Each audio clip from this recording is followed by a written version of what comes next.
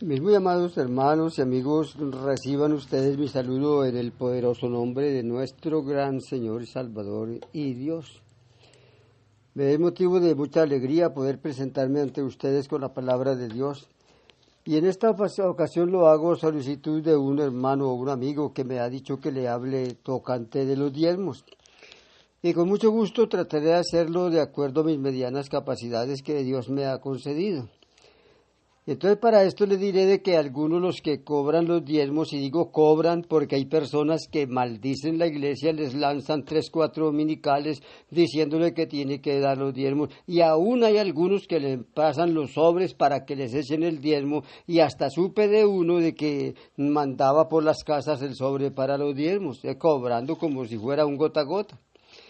Y entonces para ellos se han valido de algunos artimañas diciendo de que el diezmo no caducó con la ley, que porque el diezmo fue en la dispensación de la promesa o en los tiempos de Abraham, y que por eso no tenía nada que ver con la ley, dicen ellos, y digo que maliciosamente lo están diciendo.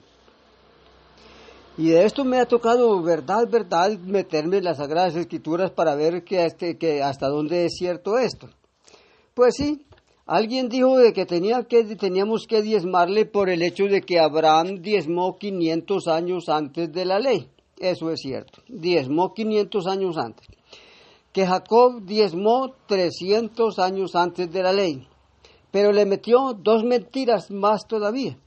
Porque dijo que en el Génesis 4, cuando habla de Caín y de Abel, se nos dijo el tal, de que Dios no quiso la ofrenda de Caín, o que no amó a Caín, porque Abel diezmaba y que Caín no diezmaba. La Biblia no dice que Abel diezmaba. Abel no diezmaba. Lo que dice la Escritura es de que Abel dio los primogénitos de su rebaño, es decir, equivalía más a primicia que a diezmo. El otro también él dio también del fruto de la tierra. Pero Dios miró con agrado la ofrenda de Abel. También dijo que los 2 árboles que habían en el huerto del Edén, que el árbol de la ciencia del bien y del mal, que era Cristo, y que el otro representaba los diezmos que no se podían tocar porque representaba los diezmos. Eso en ninguna parte de la Biblia lo confirma, y sabe que se lo oí decir a un presidente de una iglesia, dice que es supremamente famosa, pero también ese señor presidente es famoso para mentir y para inventar cuentos. Entonces sí, en el capítulo 14 nos dice de que cuando Abraham venía de la derrota de Kedorlaomer y de los reyes que con él estaban, salió el rey de Sodoma a recibirle al valle de Sabe, que es el valle del rey. Entonces Melquisedec, rey de Salem y sacerdote del Dios Altísimo, sacó pan y vino. Y le bendijo diciendo: bendito sea Abraham del Dios Altísimo, creador de los cielos y de la tierra, y bendito sea el Dios Altísimo que entregó sus enemigos en su mano. Y le dio a Abraham los diezmos de todo. Bueno, le dio los diezmos. Pero obsérvese que aquí nadie le obligó a Abraham a diezmar. Nadie le dijo, si no los das eres un ladrón. Ni nadie le dijo, si no los das eres un maldito. Eso sí que menos. Lo hizo porque se cree de que era costumbre de que el botín le daban los diezmos, en este caso al rey. Pero como el rey era el que estaba afectado, entonces le salió Melquisedec y él le dio los diezmos. Está bien. Eso fue 500 años antes de la ley. Pero sería también muy conveniente de que mirara de que también la circuncisión fue en los mismos 500 años antes de la ley, estando todavía en las épocas de Abraham. Eso lo encuentra usted por allá en el Génesis, en el libro del Génesis, en el capítulo 28. Donde habla de circuncisión. Del capítulo 13 habla de la circuncisión, del libro del Génesis, habla de circuncisión. Y bueno, entonces dicen ellos de que tienen que diezmar, y bueno, ¿y por qué no se circuncidan? Aún toman estos restos de la ley, y Jacob, según el capítulo 28 del Génesis, él diezmó pero Dios no le pidió ni un grano de arroz. Es que él no necesita de eso. Dios no le pidió en absoluto nada. Jacob iba huyendo de Esaú, porque él le había hecho una mala pasada y como es conocido de la mayoría de los hermanos, que Jacob quiere decir el que usurpa. Él era bastante tramposo.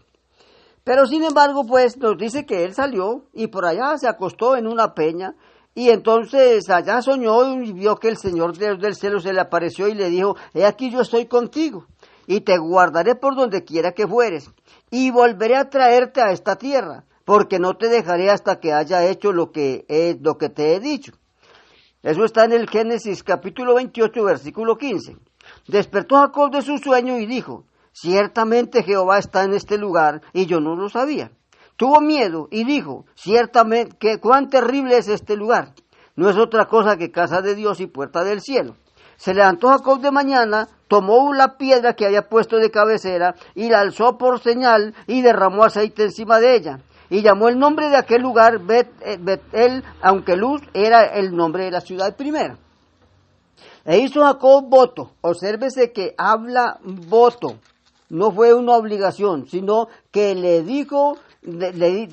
hizo Jacob un voto, diciendo, pero oiga qué tramposo, si fuere Dios conmigo, si me guardare en este viaje en que voy, me diere pan para comer y vestido para vestir, y si volviere en paz a casa de mi padre, Jehová será mi Dios. Y esta piedra que he puesto por señal será casa de Dios, y de todo lo que me dieres, el diezmo lo apartaré para Dios, o para Él, o para ti. Da el versículo 15. Que aquí yo estoy contigo, te guardaré por donde quiera que fueres, y volveré a traerte ya a esta tierra, porque no te dejaré hasta que haya hecho todo lo que te he dicho. Ahora él todavía como si dudara, dijo, si me da pan. O sea que era interesado. Si me da pan para comer. Si me guardare, si fuere conmigo, me guardare en este viaje en que voy, me diere pan para comer y vestido para vestir, y si volviere en paz a casa de mi padre, Jehová será mi Dios. Y le doy los diezmos, como que dice, y le pago, Señor. Y le doy los diezmos, como quien dice, si no me guarda, si no me da pan, si no me da vestido, y si no me vuelve a la casa de mi mamá, seguro que no le doy nada, ni será mi Dios. Es que él dijo, es mi Dios si me da todo esto, es mi Dios si me vuelve ante mi mamá, o a la casa de mi padre, bueno. Entonces, no era un corazón muy agradecido, no, sino que era un negociante, y lo hacía por negocio, como la mayoría de los hermanos hoy diezman, porque les han dicho, si no diezman, se te muere la vaca, el caballo, se te dan a la cosecha, y entonces diezman influenciados de que si no lo dan, de que no les da Dios de comer, de que tiene que pagarle a Dios para que los cuide. Qué cosa tan astuta. Pero bueno, yo quiero ahora decirle, los diezmos, la circuncisión, los holocaustos y el sábado, porque yo diría, antes de la ley, y mucho antes de la ley, ¿cómo le parece a usted que en el capítulo 2 del libro de Génesis dice, fueron pues aclarados los cielos y la tierra, acabados los cielos y la tierra y todo el ejército de ellos. Y acabó Dios en el día séptimo la obra que hizo y reposó el día séptimo de toda obra que hizo. Y bendijo Dios el día séptimo y lo santificó porque en él reposó de toda la obra que había hecho en la creación. Oiga, no olvide que esto era antes de la ley. Y si hay que hacer las cosas que se hacen antes de la ley, todos los señores que están negociando con los creyentes, con la fe de los hermanos, todos esos tendrían que guardar el sábado porque Dios lo bendijo y reposó mucho antes de la ley. Entonces, ¿por qué no lo hacen? Abraham se circuncidó antes de la ley. Y mi pregunta entonces es, ¿y por qué los señores que se las dan de vivos y de levitas, por qué no se circuncidan como lo hizo Abraham, puesto que fue antes de la ley? ¿Solo el diezmo era antes de la ley y que hay que cobrarlo porque era antes de la ley? Eso suena a pura trampa. Bueno, entonces, ¿por qué no lo hacen?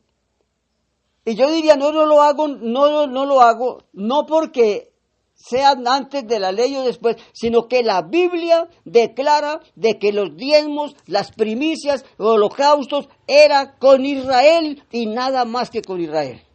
Ellos eran los de las primicias, ellos eran los de los holocaustos, ellos eran los del sábado, ellos eran los del diezmo, y ellos eran los de las promesas, y ellos eran los de la bendición. Ahora bien, entonces, vamos que los diezmos pasaron a la ley, para que nadie diga que no los guarda porque eran de la ley, que hay que pagarlos porque no eran de la ley. Dicen ellos que hay que pagar los diezmos porque no eran de la ley. Pero mírenlo aquí en la ley, Deuteronomio 14, 22. Indefectiblemente diezmarás todo el producto del grano que rindiere tu campo cada año. Tu campo. ¿Usted es un jornalero? Si usted es un jornalero, ¿cuál es su campo? Ese es el campo de otro, y el de hoy está en el día que les den gana, y usted se puede ir también el día que le den gana, y usted no es dueño de nada allí. Bueno, si usted es un jornalero. Comerás delante de Jehová tu Dios en el lugar que él escogiere para poner allí su nombre, el diezmo de tu grano. Vaya jornalero, ¿cuál es su grano? De tu vino, de tu aceite, las primicias de tus manadas. ¿Cuáles son las primicias del pobre? ¿Dónde son las manadas? Pregunto mejor. Las manadas del pobre, del jornalero. Las primicias de tus manadas, de tu ganado, para que aprendas a temer a Jehová tu Dios todos los días. Si el camino fuere tan largo que no pudieras llevarlo, por estar lejos de ti el lugar que Jehová tu Dios hubiese escogido para poner en él su nombre, cuando Jehová Dios te bendiga, entonces lo venderás. A ver, el jornalero, ¿qué es lo que va a vender? ¿Le tiene que robar al patrón entonces? ¿Qué es lo que va a vender? Y guardarás el dinero en tu mano, y vendrás al lugar que Jehová tu Dios escogiere. Darás el diezmo por todo lo que deseas, por vacas. ¿Era el diezmo para el pobre? Por ovejas. ¿Cuáles son?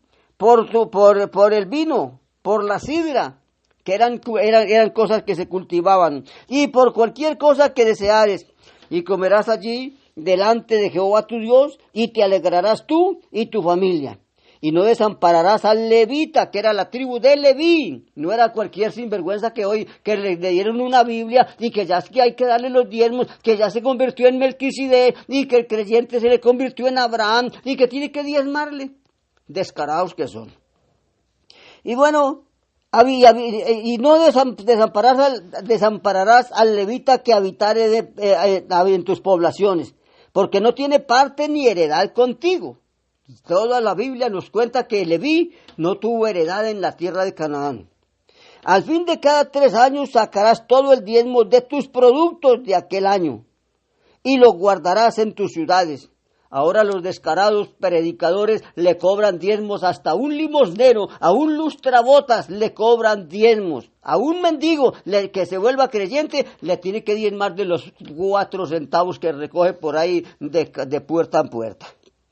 Y vendrás al levita que no tiene parte ni heredad contigo, el extranjero, el huérfano, la viuda que hubiera en tus poblaciones, y comerás y serán saciados, para que Jehová tu Dios te bendiga en todas las cosas que tus manos hicieren. Oiga, señor cobrador de diezmos, le preguntamos entonces a dónde está la parte de los huérfanos, a dónde está la parte de los extranjeros. ¿Habrá algún extranjero en el pueblo, o en este caso uno que no sea de la congregación? A ver a dónde come el forastero, el mendigo, el niño. ¿Cuántas veces pasamos por el pie del niño desamparado y no le tiramos un plátano ni un pan? Y aquí la palabra dice, vendrá el levita que no tiene parte ni heredad contigo. El extranjero, que en este caso de nuestras tierras y cultura, en esta tierra vendrá a ser el que no es de la congregación. El huérfano, ese también iba a comer de sus diezmos, el huérfano. Y ahora no come sino el pastor y su mujer y sus hijos y los demás. Y se parecen tanto a lo que dicen Proverbios, que dice que las sanguijuelas tienen 2 hijas que dicen, trae, trae. Y eso es lo que hacen los pastores, traigan, pero ellos no saben dar. Bueno, y a la viuda y el extranjero, el huérfano y la viuda que hubiere en tus poblaciones. Yo tengo como 50 años de conocer este evangelio, y no le estoy mintiendo que usted está oyendo a un viejo.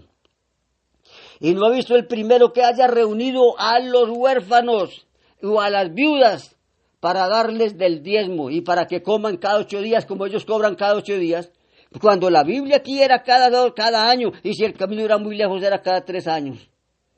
Pero ellos ahora hay que diezmarles si es posible todos los días. Y oiga pues lo que dice aquí. Comerán y serán saciados para que Jehová tu Dios te bendiga. ¿A dónde está esto? Que cumplen la ley del diezmo. A mí salió uno por aquí que ya casi me pegaba, que porque yo había enseñado por allá que el diezmo no salvaba a nadie. Ay, ese pastor me cogió un odio de tiempo completo. Y yo le dije, hágame el favor y no me moleste, que usted no cumple el diezmo. Se le hizo tan raro que yo dijera que él no pagaba el diezmo. ¿Cómo así? Que yo le dije, usted no cumple la ley del diezmo. Y observe el subtítulo que está a la cabecera del verso 22, que dice, la ley del diezmo. Y le dije, usted no cumple la ley del diezmo. Ay, pero que ¿cómo se le ocurre? Le dije, a ver, usted le da el diezmo, de ese diezmo que usted recibe, ¿comen las viudas? ¿Comen los huérfanos? ¿Come el extranjero? Pues que no. ¿Ha visto a sus superiores, si así se les puede llamar, a los que tienen más categoría que usted y que roban un poquito más? ¿Usted los ha visto a ellos compartiendo el diezmo con el huérfano, con la viuda y con el necesitado del pueblo? Pues que no. Le dije, entonces, ¿qué es lo que viene a preguntarme a mí? ¿Qué es lo que viene a reclamarme? Que yo no diezmo cuando usted no cumple la ley del diezmo. Y hasta él mismo dijo, entonces, ¿qué quiere decirme? Saca primero la viga de tu ojo. Y le dije, exactamente, Señor, eso. Pero hasta ahí fuimos amigos. No porque hubiéramos tenido altercado. Él salió y se largó con el rabo entre las patas, como los otros perros. Porque no tenía nada que decir, se venía a reclamar porque usted tenía seguro hambre y había recibido el ministerio tal vez por negocio. Pero oye, dejemos allí porque no hay tiempo para aclarar mucho esto. Ya vimos pues que a Jacob nadie le pidió diezmo, él fue un voto. Ya vimos que a Abraham nadie le obligó de diezmo. Ya vemos que en la ley sí era diezmo, en la ley. ¿Que entonces por qué ahora no lo pagamos? Pues porque según, y espero que lo anote usted muy bien, eso de la circuncisión creo que está en el capítulo 12, 7 y 14. Creo que es ahí donde está lo de la circuncisión. Y de la ley, vio usted que los diezmos pasaron a la ley. Los holocaustos pasaron a la ley. Los holocaustos. Eso es lo que está en el capítulo 12. Los holocaustos. Es lo que está en el capítulo 12. El otro está como que en el 17. Pero el capítulo 12... nos está hablando de que tenían que sacrificar holocaustos por todas sus generaciones, ante todo conmemorando la Pascua. Bueno, holocaustos. No había llegado el Sinaí todavía, que fue donde se dio la ley. Los diezmos, holocaustos y circuncisión y sábados pasaron a la ley. Entonces, ya venían a formar, no promesas, sino venían a formar ley. Ya era obligación. Los que antes lo hicieron porque quisieron. Mientras que aquí ya pasaba a formar obligación, ya era ley, era una obligación. Entonces, ¿qué pasó con esto? Pues acompáñeme y lea conmigo allá en Romanos capítulo 6 y verso 14. Allí dice, porque el pecado no se enseñoreará de vosotros, pues no estáis bajo la ley, sino bajo la gracia. Entonces si no hay ley, ¿qué pasa allí con el capítulo 10 y versículo 4 de Romanos también? Que allí dice, porque el fin de la ley es Cristo para justicia a todo aquel que cree. Fin de la ley es Cristo para justicia a todo aquel que cree. Entonces, si llegó a su fin, ¿qué fue lo que llegó a su fin? Si usted llega un creyente por ahí humilde, y le dice al pastor, yo encuentro que aquí, en tal libro me dice que tengo que guardar el sábado. Y dice, no, no, no, no, hermanito o hermanita, eso era de la ley, no se preocupe que ya estamos bajo la gracia. Si le dice, yo encuentro, pastor, de que había que sacrificar un cordero cada año. Ay, hermanita o hermanito, eso era de la ley, no se preocupe. Bueno, y si le dice, el pastor, yo encuentro aquí que hay que diezmar. Ah, no, sí, eso no era de la ley. Tranquila, vea, y se va por allá, Abraham diezmó antes de la ley. Es para eso sí no era ley. Ya ahora sí está todavía en esa ley, para que le dé los diezmos. Qué cosa tan asquerosa. Entonces, aquí nos dice, el fin de la ley es Cristo. Y en el capítulo 16 de Lucas y versículo 16 dice, la ley y los profetas eran hasta Juan. Desde entonces el reino de los cielos sufre violencia y los violentos lo arrebatan. Pero la ley y los profetas eran ¿hasta cuándo? Hasta Juan. ¿Y será que Juan se volvió inmortal? Juan murió y terminó su ministerio. El ministerio de Juan fue como de 6 meses, si no estoy mal informado. Fue muy corto y la ley fue hasta allí.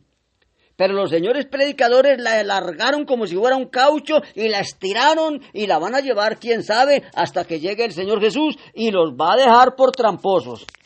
Los puede dejar por mentirosos, por tergiversar la palabra. Obsérvelo bien, que ahí dice hasta Cristo. Ya vimos que Pablo no está ahí bajo la ley. Ya vimos que Pablo dice, el fin de la ley es Cristo. Romanos 10:4, es Cristo. ¿Será pecado? Me preguntó uno, ¿será pecado no diezmar, hermano? Le dije, no es pecado. Ay, cómo se escandalizarán oyéndome en esto los señores cobradores de impuestos o de diezmos, los negociantes del templo. ¿Por qué no es pecado? Me dirán que soy una persona muy dañina. No, ¿por qué no es pecado? A ver si lo encuentro. Busque por favor conmigo allá en Romanos, en el capítulo 4 y versículo 15. Porque aquí dice, pues la ley produce ira, pero donde no hay ley, tampoco hay transgresión. Donde no hay ley, y si no estamos en la ley, no hay ley, esa clase de ley que mandaba degollar los corderitos, vacas, toros, vacas engordadas, que mandaba quemar ganado, esa ley que mandaba circuncidar al hombre, esa ley que mandaba matar al pecador en su mayoría de los casos. No estamos en esa. Entonces dice, donde no hay ley, no hay transgresión. Por eso no es pecado no diezmales, porque el diezmo era de la ley. Y ya lo vimos que cayó a la ley, habiendo estado en la dispensación de la promesa o en los tiempos de Abraham, no estaba ni siquiera cerquita a Moisés, que fue el mediador de la ley. Y sin embargo, ahora vimos que llegó esa ley y pasó. Esa dispensación pasó a la ley y esas cosas. El sábado pasó a la ley. Y yo le digo otra cosa. Había otra cosa que los judíos hacían, que usted lo puede leer en el capítulo 16 del Éxodo, y allí en el capítulo, como que es 26, o en todo caso en ese capítulo, encuentra usted que los hebreos guardaron el sábado antes del Sinaí, es decir, antes de la ley. ¿Por qué no lo guardan entonces los señores predicadores que hoy se engordaron, se enriquecieron a base de la fe de los cristianos y haciendo habitar haciendo diezmar como si estuviéramos en la dispensación de la ley?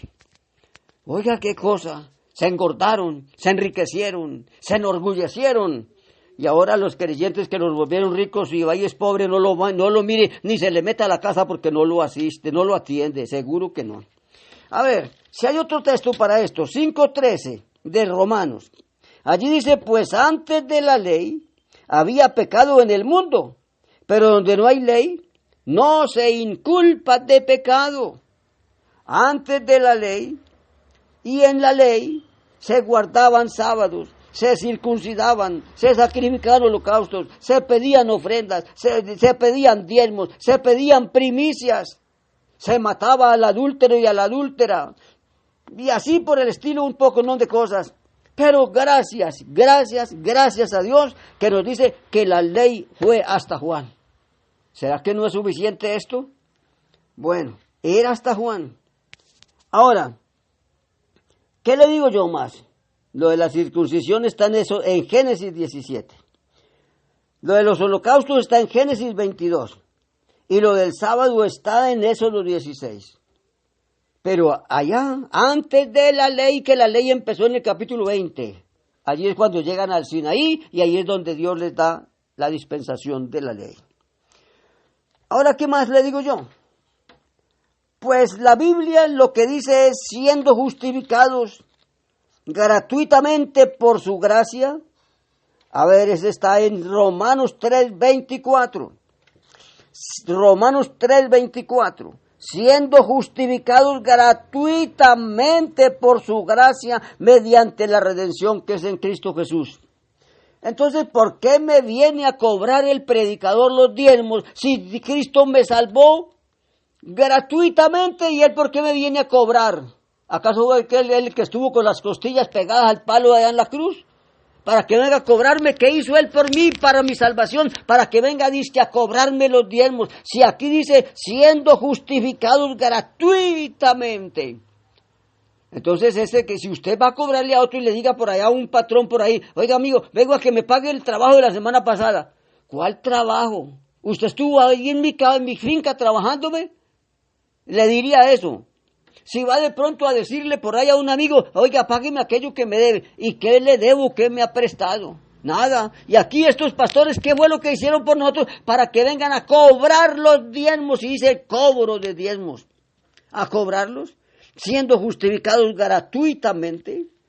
Ahora, lo que nos dice allá el Señor, en el libro de Apocalipsis, en el capítulo 21, el versículo 6, dijo así, oiga bien, Apocalipsis 21, 6, y me dijo, hecho está, yo soy el alfa y la omega, el primero, el principio y el fin.